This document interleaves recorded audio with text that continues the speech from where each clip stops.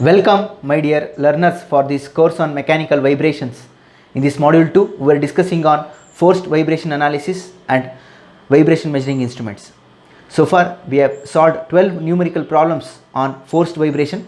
Let us continue our lecture from the point where we have stopped in our previous lecture. That is, in today's lecture I am going to address numerical problems on critical speed of shaft. The problem number 13 of our discussion states that a shaft of 2.5 cm diameter freely supported by bearings 75 cm apart carries a concentrated load of 196.2 newtons midway between the bearings. Determine the critical speed. Assume the shaft material has a density of 8 gram per cc and Young's modulus as 210 gigapascals. I am discussing the solution for the question bank which I have attached through the link given in the description. Kindly click on the link given in the description below this video to get access to the question bank. For that question bank I am discussing the solution in this lecture series. So if I list out the data given for our problem number 13, which is on critical speed of shaft, states that a shaft is made of 2.5 cm diameter.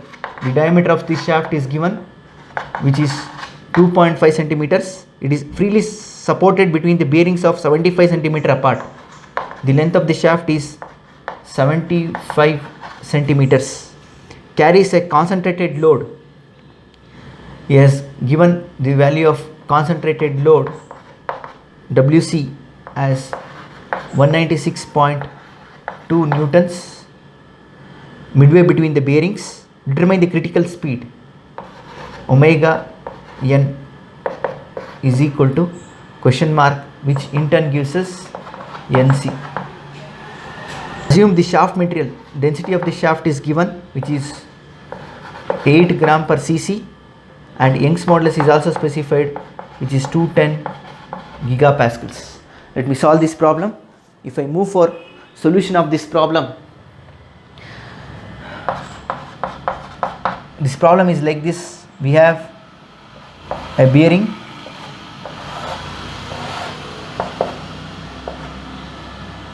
and midway between the bearing we have a concentrated load W concentrated. The length of the shaft is also specified, which is 75 centimeters, and the cross section is circular because shafts are circular cross section, that we already know. Now the careful observation is that he has specified the value of density. Whenever the value of density of the shaft is specified, we should consider self weight into account. That is a very important note. That is, whenever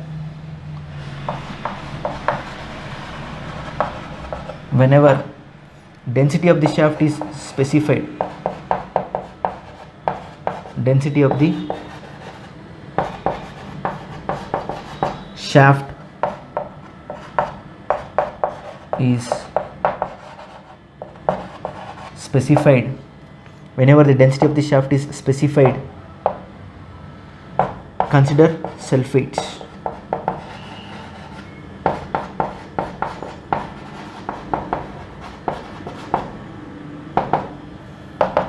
And another important note is that the formula for deflection, we know that here the natural frequency formula for shafts is given by root of G by delta, right?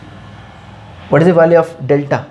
Delta is, it is somewhat simply supported beam with concentrated load. We know that the formula for deflection for simply supported beam acted upon with concentrated load is FL cube by 48 EI. These are the standard results a mechanical engineer should know. And the formula for deflection for cantilever beam with concentrated load at free end is FL cube by 3 EI. Here it is FL cube by 48 EI. What is the value of F? F is the force causing deflection. Now the force causing deflection is nothing but concentrated load plus the self weight should be considered because he has specified the density, that is 8 gram per cc. Whenever we have such cases, we know that for simply supported beam, for simply supported beam with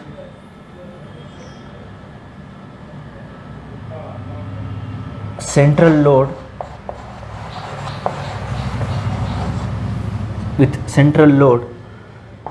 and considering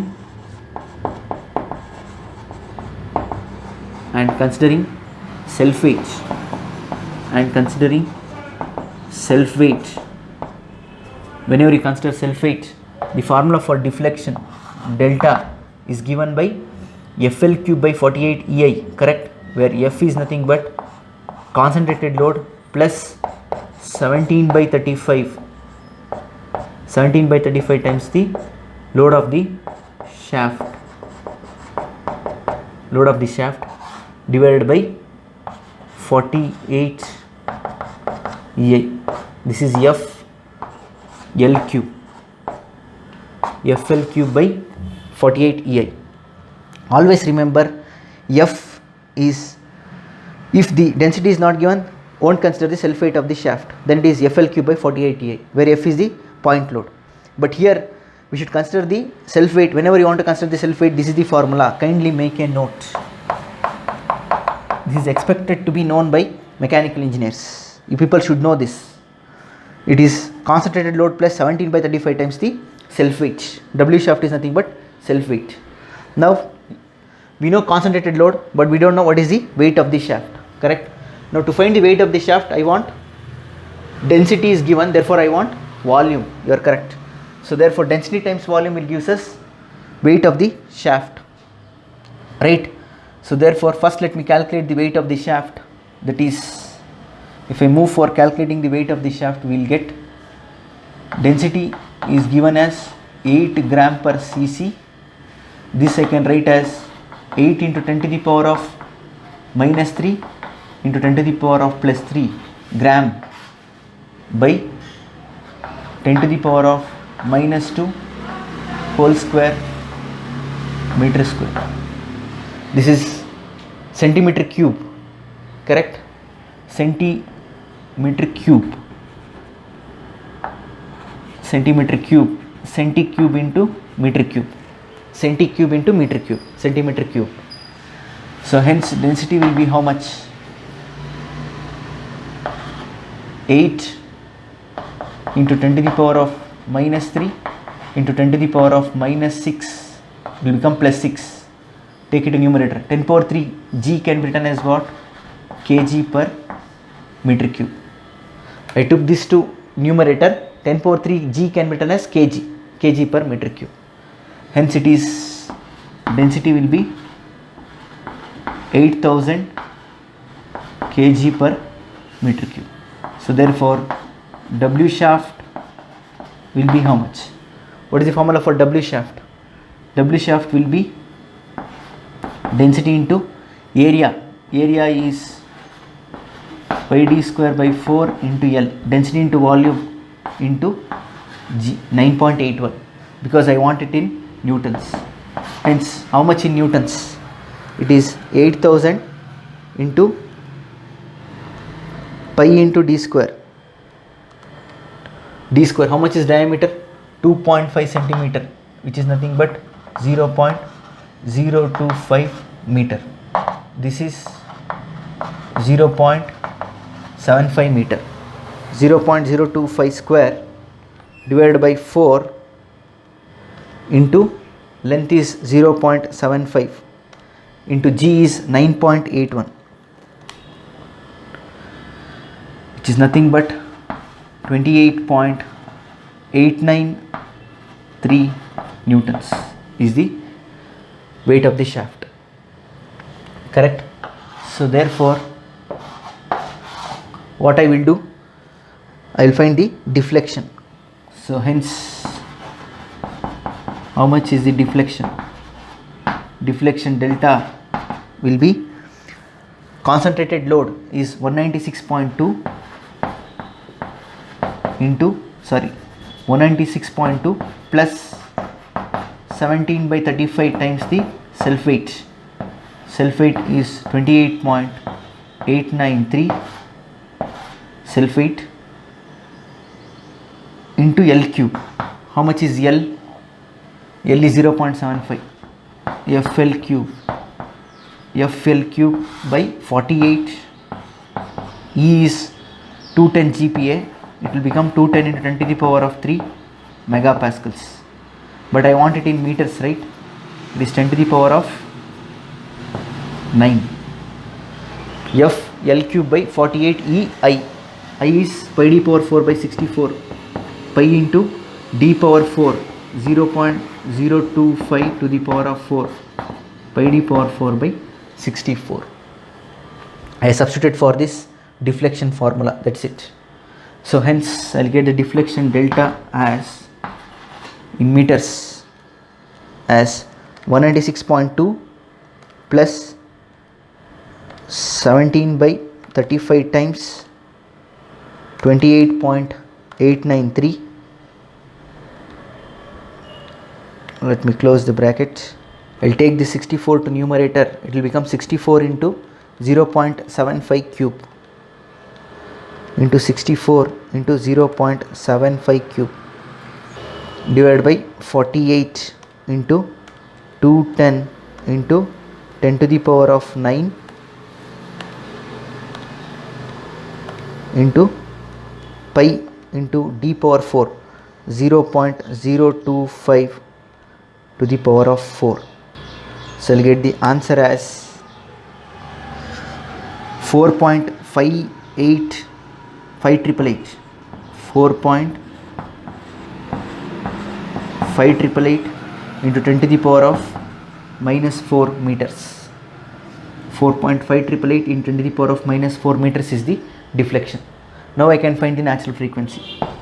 So how much is natural frequency?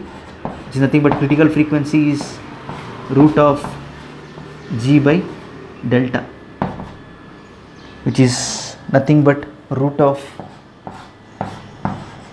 9.81 divided by 4.6 into 10 to the power of minus 4. How much you'll get? Root of 9.81 by answer is 146.213 radians per second. Hence, how much is the critical speed? Therefore, critical speed is omega c is 2 pi n c by 60.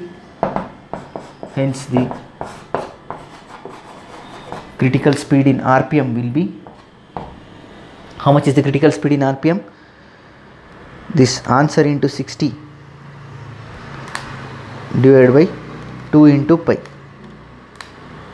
which is nothing but 1396.23. So if the shaft runs at 1396.23 RPM, then the shaft will be at resonance. So this is the speed at resonance. So this is the solution for problem number 13. Let us move for problem number 14. If I move for problem number 14, we have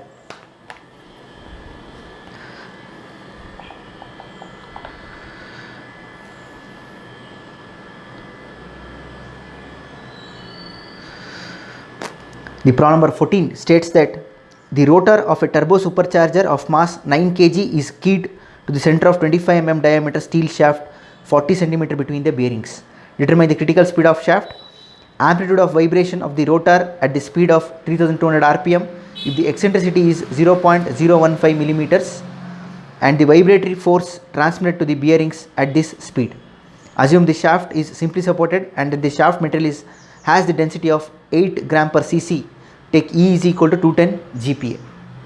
So if we list out the data given, we have the rotor of a turbo supercharger has a mass of 9 kg. It is keyed to the shaft of diameter 25 mm and the length is 40 centimeters. Find critical speed. The amplitude of vibration, that is x, when the speed is 3200 rpm and eccentricity is 0.015 mm, and also he is asking us to find the force transmitted to the bearings, Ft. Take density as 8 gram per cc and E as 210 GPa. So this is the data given. Let us solve this problem. If I move for solution, since the density of the material is specified, we should consider the density of the material, correct? The critical speed of shaft is same as problem number 13 how we have solved. For the same procedure, find NC for this problem also.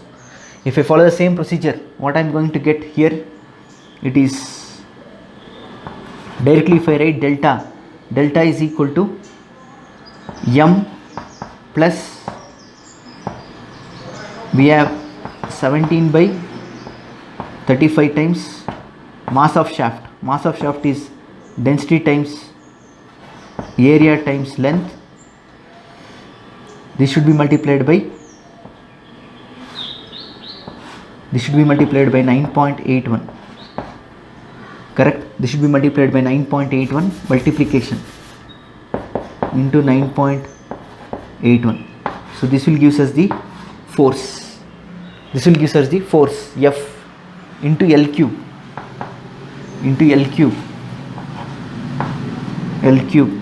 divided by 48 EI.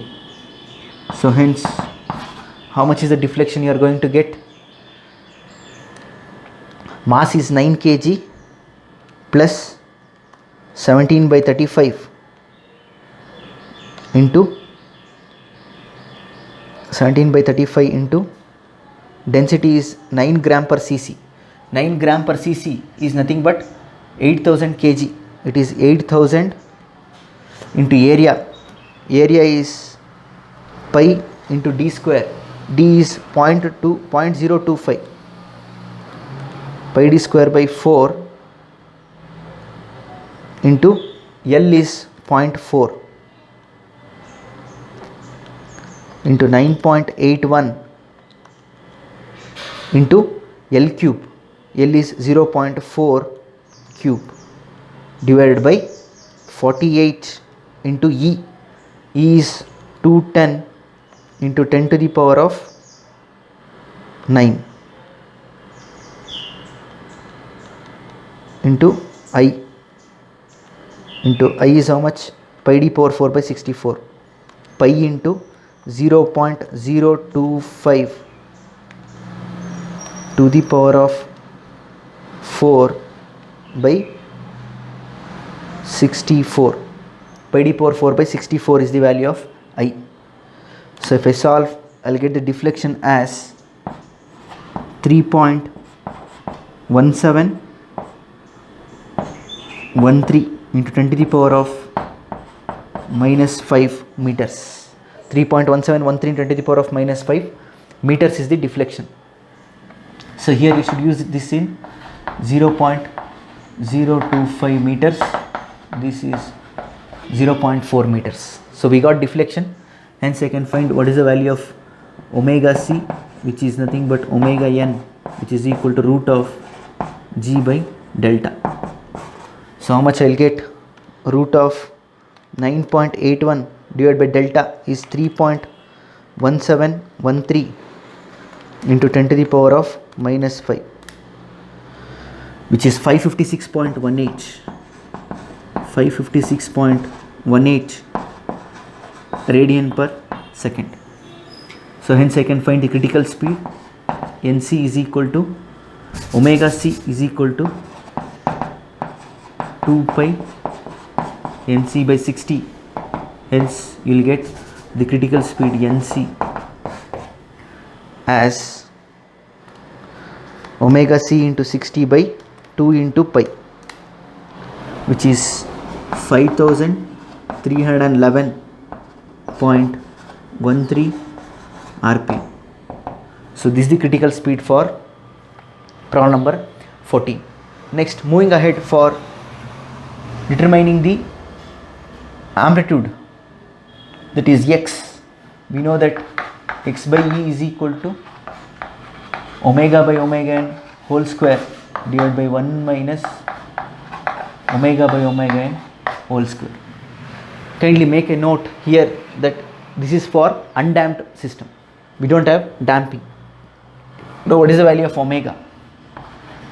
Omega is 2 pi n by 60. N is 3200. Hence it is 2 pi into 3200 by 60, which is nothing but 335.103 radians per second, whereas omega n is 556.18. No worries, if I substitute and solve, omega by omega n will become how much? 335 divided by 556.18, that is 0.6025. Hence x is equal to E is 0.015 into 10 to the power of minus 3 into 0.6025 square divided by 1 minus 0.6025 square. Hence I will get the amplitude of vibration as 0.015 into 10 to the power of minus 3 into answer square by 1 minus answer square, that is 8.5485 into 10 to the power of minus 6 meters. 8.5485 into 10 to the power of minus 6 meters is the deflection. Next, moving ahead for transmitted force. The transmitted force Ft will be force transmitted.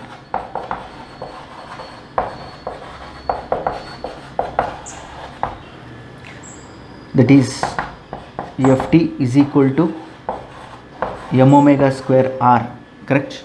Ft is equal to m omega square r. Here we have mass as 9 kgs into omega is 335.103 square into r is x plus e. R is what? This we have already seen in our derivation itself. Now if I substitute x is known and e is also known. X is 8.5. I can write this as 0.85. 10 power minus 5 I can take common in both. This is 10 power 3, 4, 5, 6. Right, so therefore I will take 10 power 6 common. I can write this as x as 8.5485 plus e is 15 into 10 to the power of minus 6. 15 into 10 to the power of minus 6 meters is e, whereas x is this one. So x plus e is r. So this is continued here. Hence the force transmitted in newtons will be how much? 9 into 335.103 square into 8.5485 plus 15 multiplied by 10 to the power of minus 6. It is nothing but 23.8 newtons. 23.8 newtons is the force, dynamic force transmitted. So this is the solution for problem number 13 and 14. This is how we should address problems on critical speed of shaft, that is undamped without damping. Let me pause this video for a while so that you people can copy it down. Later we will solve problem number 15, that is also based on critical speed of shaft but considering damping.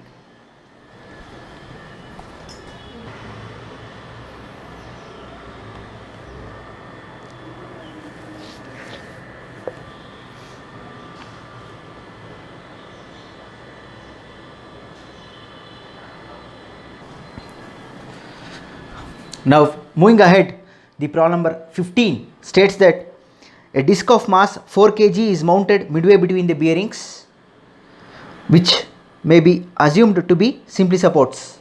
The bearing span is 50 centimeters. The steel shaft is of 10 millimeters diameter and is horizontal. The center of gravity of the disc is displaced 2 mm from the geometric center. The equivalent viscous damping at the center of the disc shaft may be assumed as 50 Newton second per meter. If the shaft rotates at 250 rpm, determine the maximum stress in the shaft. Also find the power required to drive the shaft at this speed. Take E is equal to 196 gigapascals. Let us solve this problem. If I list out the data given for problem number 15 of our discussion, we have a disc of mass 4 kg. Mass of the disc is specified as 4 kg, is mounted between the bearings, which may be assumed to be simply supports. The bearing span is 50 centimeters. The length is specified as 50 centimeters and the diameter of the shaft is 10 millimeters. The center of gravity is displaced 2 mm from the geometric center, that is eccentricity is 2 mm. The equivalent viscous damping at the center may be assumed. So damping coefficient is given, which is 20 Newton second per meter. If the shaft rotates at 250 rpm, determine maximum stress. And power required to drive the shaft. And he has specified Young's modulus as 196 gigapascals. So this is the data given for us. Let us solve this problem. If I move ahead for solution of this problem, unlike the previous two problems which we have solved, he has not specified the density of the shaft material, hence I can neglect the self-weight. So neglecting the self-weight, I can move ahead and solve this problem. This problem involves damping because he has specified the damping coefficient, that is C is equal to 50 Newton second per meter. Hence I want to find out the value of zeta. Zeta is C by Cc. Right, now I can know the force acting. So force acting is nothing but mass into acceleration due to gravity. Mass is 4 kg into 9.81. How much is that? 4 into 9.81, which is nothing but 39.24 newtons. 39.24 newtons is the force acting. Now we know that the deflection for SSB with central load is given by FL cube by 48 EI. FL cube by 48 EI. Now we know that force is given, length should be in meters, Young's modulus is known, I is also known. So if I substitute all the values and solve, I can get the deflection as 39.24 into length of the shaft is 50 centimeters, which means it is 0.5 cube divided by 48 into Young's modulus is 196 gigapascals. It is 196 into 10 to the power of 9 into I is pi d square by pi d power 4 by 64. Diameter is 10 mm. It is 0.01 to the power of 4 by 64. Pi d power 4 by 64. Hence I can find the deflection. So how much is the deflection? 39.24 into 0.5 cube into 64 divided by 48 into 196 into 10 to the power of 9 into pi into 0.01, right? 0.01 to the power of 4. I'll get the deflection as 1.0621 into 10 to the power of minus 3 meters. 1.062 millimeters is the deflection. So this is 0.5 meters, this is 0.01 meters. So we know F, we know delta, hence I can find the natural frequency omega n, which is nothing but the critical frequency, which is root of G by delta, that is root of 9.81 divided by 1.0621 into 10 to the power of minus 3. Hence the natural frequency for this problem is turning out to be 9.81 divided by answer that is 96.1 radians per second. 96.1 radians per second is the natural frequency. Now I can find the excitation frequency. How much is the excitation frequency? Omega is 2 pi n by 60. N is 250 rpm, hence it is 2 pi into 250 by 60. How much is that? 2 into pi into 250 by 60, which is nothing but 26.18 radian per second. Hence the ratio omega by omega n will become 96.1 divided by 26.18, that is 0.2724. 0.2724 is the omega by omega n ratio. Now I want the value of zeta, for which Cc is required. Cc is 2m omega n. So 2 into mass is 4 kg, omega n is known 96.1, hence Cc will be 2 into 4 into 96.1, that is 768.8 Newton second per meter. Now I can find the value of zeta. Zeta is C by Cc. C is 50 and critical damping coefficient is 768.8. Hence I'll get the answer as the damping coefficient is turning out to be 0.065. It is an underdamped system. We know the value of zeta also. Now I can find the value of deflection x. So what is the value of deflection x? We know that x by e is equal to omega by omega n whole square divided by root of 1 minus omega by omega n whole square plus 2 zeta omega by omega n whole square. Correct? Now we know all the values.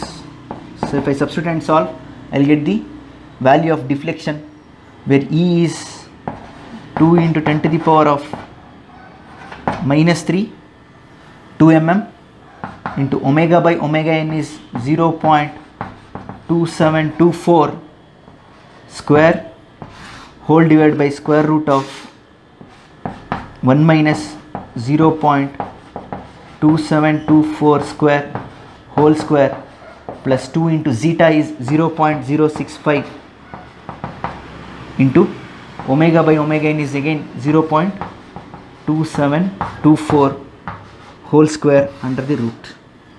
So hence the deflection, how much is the deflection? It will be 2 into 10 to the power of minus 3 multiplied by 0.2724 square divided by square root of 1 minus 0.2724 square whole square plus 2 into 0.065 into 0.2724 whole square. So I'll get the value of deflection as 1.6018 into 10 to the power of minus 4 meters.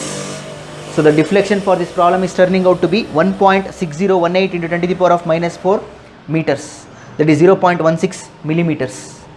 So we got x. Now I want to find the value of maximum stress. Now to find the maximum stress, I want maximum force. What is the dynamic load transmitted? Dynamic load transmitted. So what is the formula for dynamic load? So here the dynamic load is not only the spring force. Here we have spring plus damper, correct? Recall the derivation, what we have done. So here we have both the spring force and damper, hence it is spring force, that is kx square plus damping force c omega x square, correct? Now what is the value of k? Now k is omega n square into mass. How much is that? omega n square, that is 96.1 square into mass is 4 kg. So stiffness is 36,940.84 Newton per meter is the stiffness. Now we know all the values. I can find the dynamic load. How much is dynamic load? Dynamic load will become root of stiffness. Stiffness is known. It is 36,940.84 square plus C omega. How much is C? C is 50 into omega is 26.8.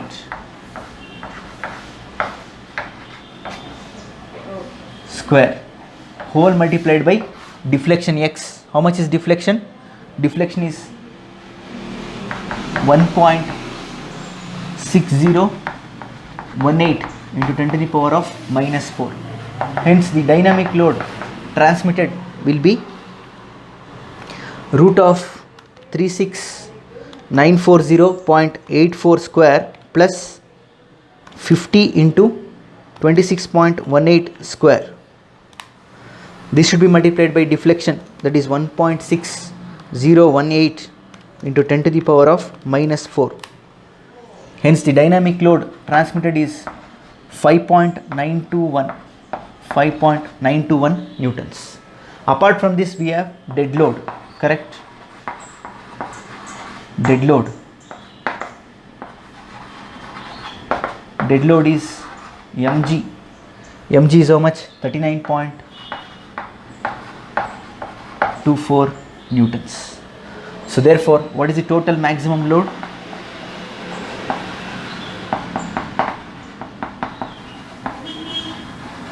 Total maximum load will be F is equal to F dynamic plus F dead load, which is nothing but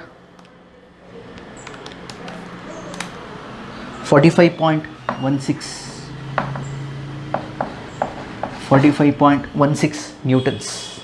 So we have computed the maximum load. Now using this maximum load I can find what is the maximum stress. What type of loading condition is this? Whether it is axial load, bending or torsion. So this is simply supported beam loaded centrally. Simply supported beam loaded centrally is nothing but pure bending case, right? So what is the formula for bending stress? So now sigma max is equal to what?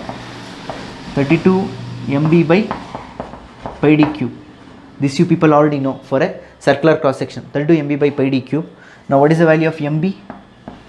mb is equal to fl by 4, f max l by 4 for SSB loaded centrally. For SSB simply supported beam loaded centrally. Hence how much is the maximum bending moment? F max is 45.16 into L. L is 0.5 by 4. So maximum bending moment is 5.645 Newton meters, FL by 4. Now substitute, I will get the maximum stress. Sigma max will be 32 into 5.645 divided by pi into 0.01 cube. How much is that? 32 into 5.645 divided by pi into 0.01 cube. So maximum stress is turning out to be 574,99497 Newton per meter square, which is equal to, if I take 10 to the power of 6, it is 57.5 Newton per mm square or megapascals. So the maximum stress is 57.5 megapascals. Now he is asking us to calculate the power. He is asking us to calculate the power. We know that power is equal to 2 pi nt by 60. 2 pi nt by 60, where n is in rpm, t is torque in Newton meters, power will be in watts. Now to determine this, I want torque. What is the torque required? Torque should be overcome. It is damping torque. So I should find damping torque, and for overcoming damping torque, how much is the power is the question. Damping torque is nothing but resistance for vibration, right? So therefore, how much is damping torque? That is, damping torque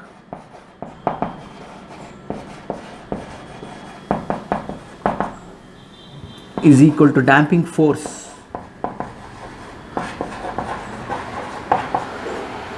into deflection. Damping force into deflection. We know that damping force is nothing but C omega x. Damping force is C omega x into x will become what? C omega x into x. C omega x into x is how much? C omega x square. C omega x square. How much is that? C is 50. Omega is, how much is omega? 26.18 into x square. Deflection is 1.6018 into 10 to the power of minus 4 whole square. So damping torque is turning out to be 3.359 into 10 to the power of minus 5 Newton meters is the damping torque. Hence the power P will be 2 into pi into speed is 250 rpm. 250 rpm into damping torque is 3.359 into 10 to the power of minus 5 divided by 60. You can find the power. Power is 2 into pi into 250 into 3.359 into 10 to the power of minus 5 by 60. So power required is 8.794 into 10 to the power of minus 4 watts.